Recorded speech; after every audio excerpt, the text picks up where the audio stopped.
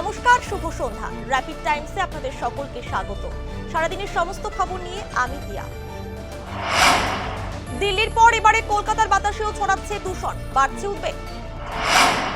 শীতের শুরুতে সবজির দামে আগুন, এমন অবস্থায় বাজারে বিশেষ করে আলু পেঁয়াজের দামে লাগাম টানতে শিলিগুড়িতে বিভিন্ন বাজারে গেলেন টাস্ক ফোর্সের আধিকারিকেরা।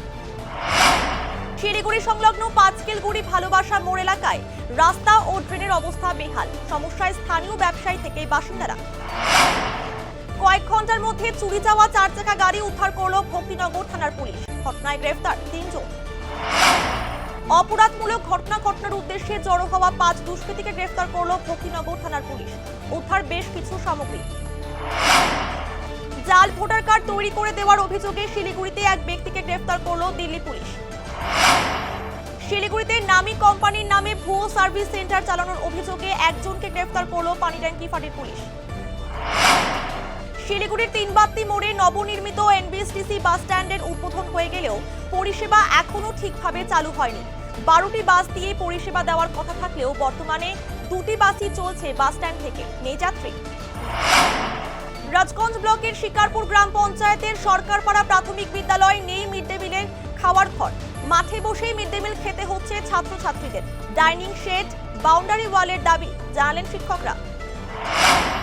নকশালবাড়ির খেমচি নদীর চরে কংক্রিটের দেওয়াল নির্মাণের অভিযোগ, এই নির্মাণের ফলে যে কোনো মুহূর্তে বদলে যেতে পারে নদীর গতিপথ। নদীর চর দখল হয়ে যাওয়ার আশঙ্কায় সরব হলেন স্থানীয়রা। নকশালবাড়ির হাতিখিসার দমদমা এলাকায় শৌচকর্মে গিয়ে হাতির হানায় মৃত্যু হলো এক ব্যক্তির।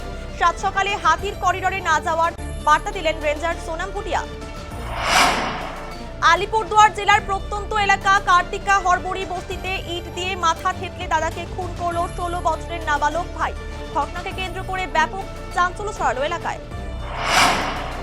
জয়গা থানা এলাকায় নাবালিকা শিশুকন্যাকে গণধর্ষণ করে হত্যা ও পুড়িয়ে ফেলার ঘটনায় আজ পরিবারের সঙ্গে দেখা করল জয়েন্ট প্ল্যাটফর্ম অফ ডক্টরসের 5 সদস্যের প্রতিনিধি দল। আলিপুরদুয়ার জংশন ডিআরএম চৌপথি এলাকায় একটি মোবাইলের দোকানে চুরি ঘটনায় চাঞ্চল্য ছড়ালো। চুরি গিয়েছে মোবাইল, স্মার্ট ওয়াচ সহ প্রায় 20,000 টাকার সামগ্রী।